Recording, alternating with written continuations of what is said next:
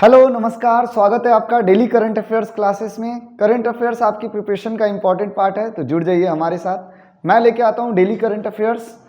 आज हम 27 जुलाई के करंट अफेयर्स को कवर करेंगे। उससे पहले मैं ये भी कहना चाहूँगा कि चैनल को लाइक और सब्सक्राइब कर लीजिए ताकि डेली अपडेट्स आपको मिलते रहें। बहुत कम टाइम में जितने भी एग्जामिनेशन पॉइंट ऑफ व्यू से डेली के करंट अफेयर्स इंपॉर्टेंट हो सकते हैं, सिर्फ वो चीज़ें हम कवर करते हैं। अब बात करते हैं पहली न्यूज़ की। तो आज है moidams of Assam. It might be different pronunciation for this particular name, लेकिन ये जो मॉइडम्स हैं असम के अहोम डायनेस्टी से बिलोंग करते हैं। Now it is included in UNESCO world heritage.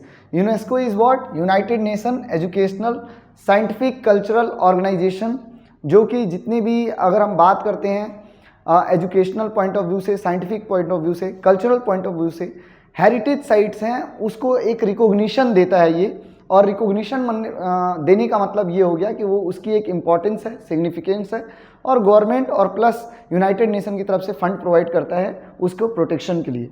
ठीक है, तो मॉइडम्स ऑफ असम, अब आप देख सकते हैं इस पिक्चर में ये जो स्ट्रक्चर आपको देखने को मिल रहा है।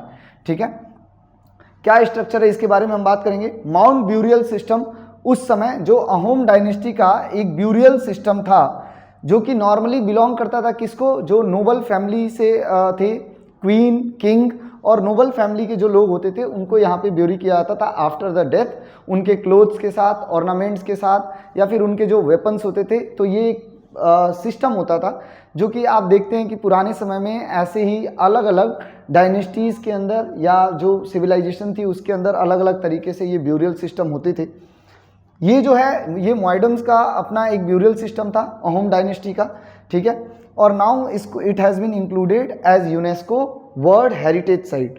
It is the 43rd site in India, और ये अब इसके साथ ही 42nd के बाद 43rd UNESCO world heritage site बन चुका है। The union minister for cultural and tourism, कौन है इस समय कल्चरल एंड टूरिज्म के यूनियन मिनिस्टर?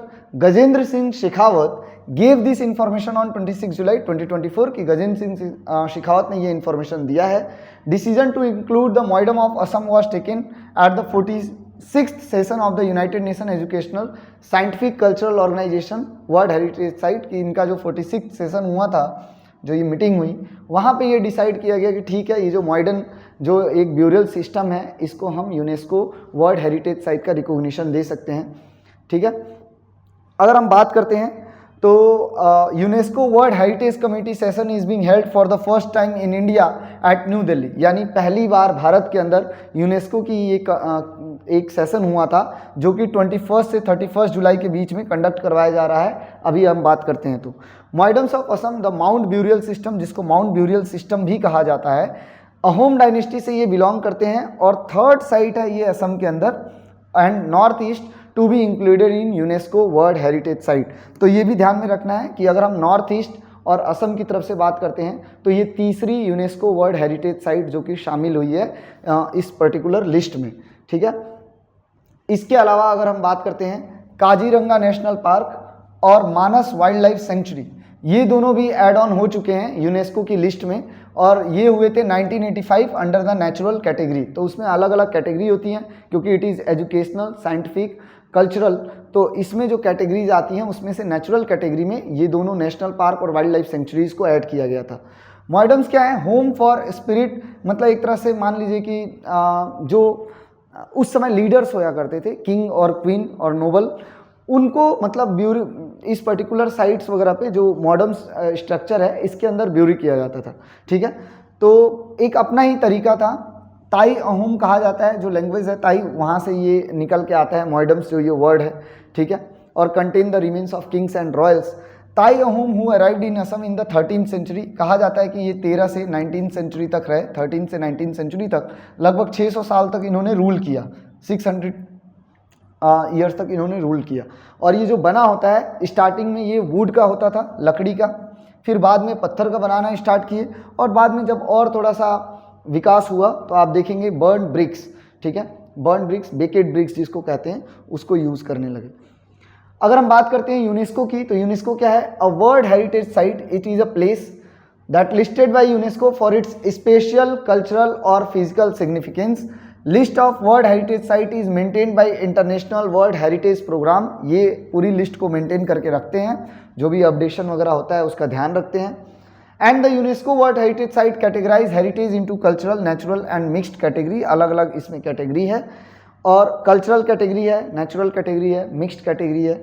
एंड इटली की अगर हम बात करते हैं तो सबसे ज़्यादा यूनेस्को की वर्ल्ड हेरिटेज साइट जो है वो इटली में आपको देखने को मिल जाएंगी, जो कि लगभग है कितना 59, यानी 59 इटली की ऐसी साइट्स हैं जो यूनेस्को वर्ल्ड हेरिटेज साइट की लिस्ट में इंक्लूडेड है। और इंडिया की हम उसके बाद जो नेक्स्ट नंबर पे आता है वो है चाइना 57 साइट्स के साथ, और इंडिया का तो आपको मैंने बता दिया है 6th पोजीशन पे है इंडिया 43 साइट्स के साथ। ठीक है, इंडिया की कुछ फेमस चीज़ें उनमें जो इंक्लूडेड हैं जिनके बारे में आप जानते भी होंगे, अजंता केव, इलोरा केव जो कि महाराष्ट्र के अंदर है, ताजमहल आगरा का जो कि 7th वंडर के रूप में 7 वंडर में इंक्लूडेड है, एंड इसके अलावा और भी बहुत सारी साइट्स हैं जो इसमें इंक्लूडेड हैं। ठीक है, कौन सी और हैं थोड़ा कमेंट बॉक्स में आप मुझे लिख के बताएंगे, थोड़ा ज्ञान आप अपना मेरे साथ शेयर करिए। ओके, चलते हैं नेक्स्ट न्यूज़ पे। अगला न्यूज़ जो है it is about technology security, और ये टेक्नोलॉजी सिक्योरिटी जो है ये हमने यूके के साथ मिलके इसको एक लॉन्च किया गया है, ये इनिशिएटिव टेक्नोलॉजी सिक्योरिटी इनिशिएटिव, ताकि हमारी जो स्ट्रैटेजिक पार्टनरशिप है यूनाइटेड किंगडम के साथ वो और बढ़े।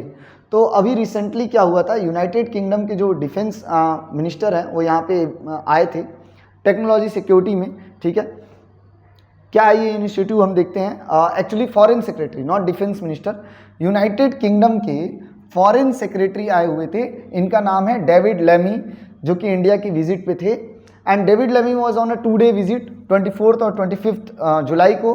David Lammy was the first high ranking official of British government to visit in India after the Keir Starmer government. क्या आपको पता है कि कैसे अभी रिसेंटली इलेक्शन हुए थे वहाँ पे, और उसके बाद जो वहाँ के प्रधानमंत्री न्यू पीएम बने हैं वो बने हैं कीर स्टार्मर। ठीक है, तो इनकी नई गवर्नमेंट बनने के बाद पहला हाई रैंकिंग ऑफिशियल जो विजिट किया इंडिया में वो है डेविड लेमी, और ये कौन है, ये हैं फॉरेन सेक्रेटरी। और आने के बाद बहुत सारे समझौते MOUs वगैरह पे साइन किया गया, उसमें से आप देखेंगे टैक्स सिक्योरिटी वाला जो डील है वो भी हुआ है।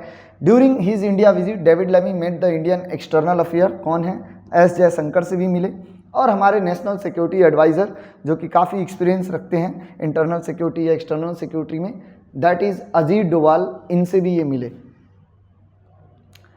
तो अगर हम बात करते हैं तो ये इनिशिएटिव क्या है, India UK technology security initiative, it was earlier negotiated by national security advisers of both countries, कि इससे पहले दोनों देशों के जो नेशनल सिक्योरिटी एडवाइजर्स थे वो इसके ऊपर बात कर चुके हैं।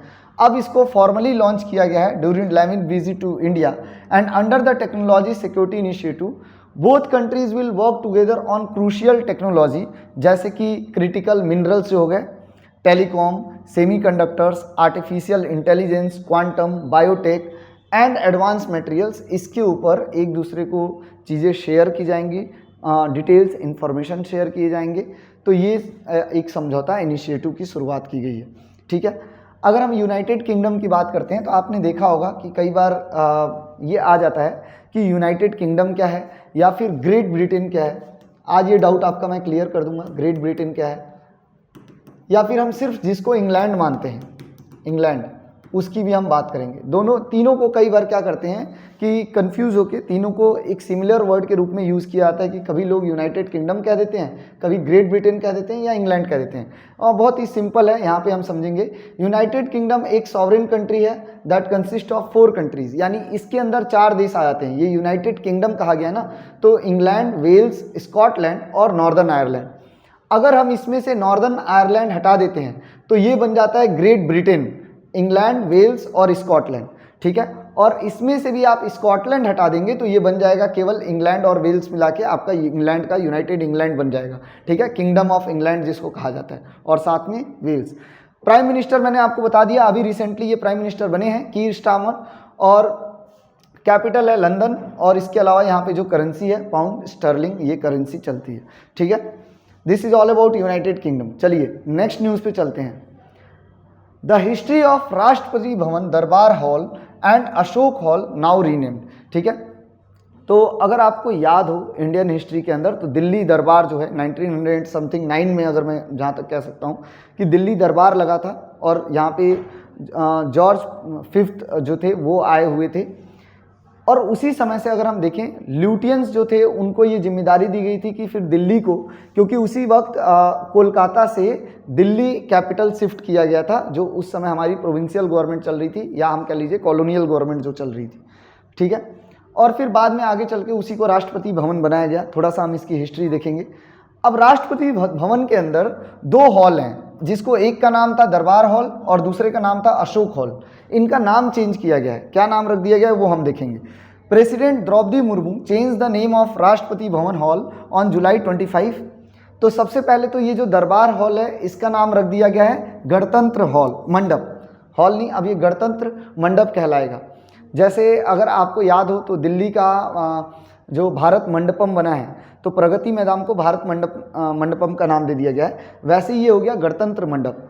और अगर हम बात करते हैं अशोक हॉल जो था उसका नाम रख दिया गया है अशोक मंडप। ये 2 बड़े चेंज किए गए हैं। बहुत बार न्यूज़ में आ सकता है, पूछा मतलब आपके हो सकता है क्वेश्चन पेपर में आ जाए और पूछा जाए, ठीक है। जो करंट अफेयर्स तैयारी कर रहे हैं उनकी बात कर रहा हूँ मैं। This choice fits with a plan to highlight Indian cultural belief and show how important India as a republic. Bharat को रिपब्लिक बनाना, और जहाँ तक आप इंडियन गवर्नमेंट जो इस समय चल रही है, मोदी गवर्नमेंट, और पिछले 2 इनकी जो गवर्नमेंट रही है उसमें भी आप देखेंगे कि एक पॉलिसी रही है कि इंडियन कल्चर को बहुत ज़्यादा प्रमोट करने की कोशिश की गई है, इंडियनाइजेशन करने की कोशिश की गई है। यही इंडियनाइजेशन, जैसे आप देखते हैं कि जो क्रिमिनल जस्टिस सिस्टम चल रहा था, इंडियन पैनल कोड, उसको चेंज करके भारतीय कानून समीक्षा, ये सारी चीज़ें लेके आई गई। उसी में आप देखेंगे कि ये भी एक तरह के बदलाव देखने को मिल रहे हैं कि जो पूरी तरीके से हमारे ब्रिटिश टाइम से जो नाम चले आ रहे हैं उसको बदला जा रहा है। The word darbar use to refer to the court of Indian rulers when they were ruled by the Britain, कि इंडियन रूलर्स जो थे और ब्रिटेन के द्वारा जब रूल किए जाते थे तो इस वर्ड दरबार को यूज़ किया जाता था। दरबार मतलब हम सब जानते हैं कोर्ट होता है। It stop Bing use after India got its independence, लेकिन जब से भारत को आज़ादी मिली उसके बाद ये वर्ड हमने यूज़ करना बंद कर दिया। और कुछ जगह पे ये अभी भी जुड़ा हुआ था, जैसे प्रेसिडेंट हाउस के अंदर दोनों हॉल जो थे, दरबार हॉल करके और अशोक हॉल करके। नाउ रिपब्लिक इन हिंदी मीन्स क्या होता है, गणतंत्र, और इसीलिए उसको गणतंत्र हॉल का मंडपम का नाम दिया गया है, ठीक है। तो गणतंत्र एक तरह से ये सिग्निफाई करता है कि अब लोगों का रूल है, यानी लोग अपने रिप्रेजेंटेटिव को इलेक्ट करते हैं, ना कि किंग और क्वीन का रूल है। तो ये एक सिग्निफिकेंस वहाँ से निकल के आता है। और हेड ऑफ द स्टेट है हमारे देश में president, and head of the government कौन है, प्राइम मिनिस्टर, जो कि लोगों के द्वारा चुने जाते हैं, इसलिए इसका नाम गणतंत्र रखा गया है, ठीक है। राष्ट्रपति भवन के बारे में थोड़ा सा इन्फॉर्मेशन हम देख लेते हैं, थोड़ी सी क्या इतिहास रहा है। राष्ट्रपति भवन ऑफिशियल रेसिडेंस है किसका, हमारे देश के प्रेसिडेंट का, राइट। और यहीं पे हम कहते हैं इसको प्रेसिडेंट हाउस भी कहा जाता है। ड्यूरिंग द दिल्ली दरबार, जब दिल्ली दरबार ऑर्गेनाइज किया गया था, कब, 12 दिसंबर 1911, आई वॉज सेइंग 1909, 12 दिसंबर 1911 में दिल्ली दरबार ऑर्गेनाइज किया गया था। और ये क्या था, it was actually attended by जो उस समय ब्रिटेन के राजा थे, किंग जॉर्ज 5th। ये याद रखना है, कई बार क्वेश्चन इससे भी रिलेटेड आता है। An announcement was made to shift the capital, तो ये जब आए तो इन्होंने कैपिटल को शिफ्ट कर दिया, कहाँ से, कोलकाता से। अब कैपिटल बन गया था दिल्ली, और आज भारत का कैपिटल भी दिल्ली ही है, ठीक है। ब्रिटिश आर्किटेक्ट, उस समय जो ब्रिटिश आर्किटेक्ट थे एडवर्ड ल्यूटियन, उनको ये टास्क दिया गया कि अब पूरी दिल्ली का, यानी जो मेन एडमिनिस्ट्रेटिव रीजन्स हैं उसको वो डिज़ाइन करें, ठीक है। और नए कैपिटल के लिए उन्होंने डिज़ाइन किया house for the viceroy of India. तो यही जो बाद में चल के प्रेसिडेंट हाउस बना है, उस समय वाइसरॉय होते थे जो कि डायरेक्ट राजा को रिपोर्ट किया करते थे, राजा की तरफ से इंडिया के अंदर रूल करते थे वाइसरॉय, ठीक है। गवर्नर जनरल को बाद में वाइसरॉय बना दिया गया था, अगर आपको ध्यान में हो। Viceroy was the representative of the British monarch and rule India on behalf of the British crown, कि भारत के अंदर रूल करते थे वाइसरॉय ब्रिटिश क्राउन के बिहाफ पे।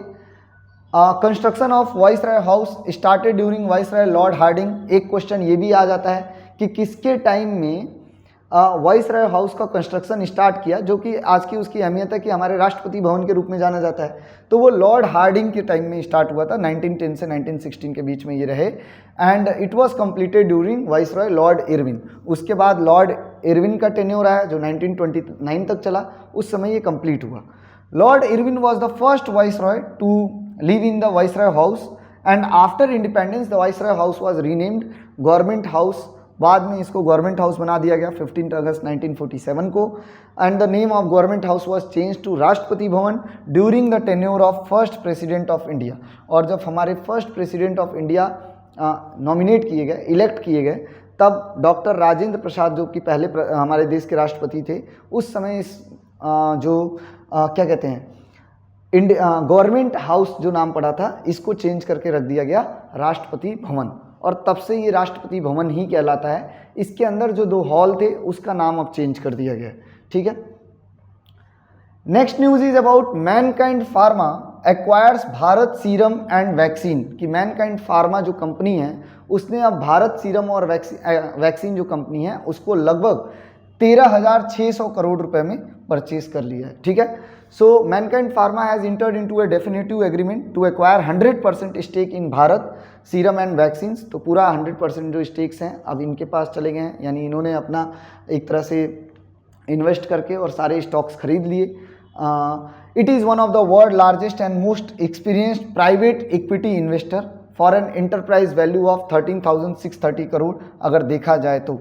And Mankind pharma is one of the largest pharmaceutical company in India. तो दवाइयों की दुकान में कंपनी में अगर हम बात करते हैं तो लार्जेस्ट फार्मास्यूटिकल कंपनी है मैनकाइंड फार्मा, जो कि फोकस करता है डोमेस्टिक मार्केट पैन इंडिया के अंदर। ठीक है, पूरे भारत के अंदर। Mankind operates in the intersection of Indian pharmaceutical formulation and consumer health care sector with the aim of providing quality product provide करते हैं अफोर्डेबल प्राइस पे, और हेल्थ के लिए बहुत ही ज़्यादा इंपॉर्टेंट रोल प्ले करते हैं। नेक्स्ट न्यूज़ है, it is about union minister G Kishan Reddy. इन्होंने लॉन्च किया है क्या, वृक्षारोपण अभियान। अब ये वृक्षारोपण अभियान जो इन्होंने लॉन्च किया जी किशन रेड्डी ने धनबाद में, एक्चुअली ये एक पार्ट है किसका, एक पेड़ माँ के नाम, जो कि आपको अगर याद हो नरेंद्र मोदी जी ने लॉन्च किया था ये एक पेड़ माँ के नाम। लोगों की भावना को ध्यान में रखते हुए ये कहा कि अगर लोगों को कोई चीज़, क्योंकि लोग सबसे ज़्यादा माँ से जुड़े होते हैं, तो हम इसी बेस पे एक पेड़ माँ के नाम कह दें तो लोग जो हैं पेड़ लगाएंगे, और वो जो कि इन्वायरमेंट के लिए बहुत अच्छा है। आज के टाइम में अगर देखा जाए तो आप देखिए ग्लोबल वार्मिंग का इशू बहुत ज़्यादा डिस्कस किया जा रहा है, क्लाइमेट चेंजेस देखने को मिल रहे हैं। So on July 25, 2024 union minister of coal and mines Shri G Kishan Reddy launch Vriksharopan Abhiyan 2024। और कहाँ पे किया था इन्होंने, Bharat Coking Coal Limited Dhanbad के अंदर जो coal limited Bharat coking company है वहाँ पे इन्होंने इस चीज़ को लॉन्च किया है। ठीक है, और ये यूनियन मिनिस्टर है कोल एंड माइन के, ये भी आपको ध्यान में रखना है।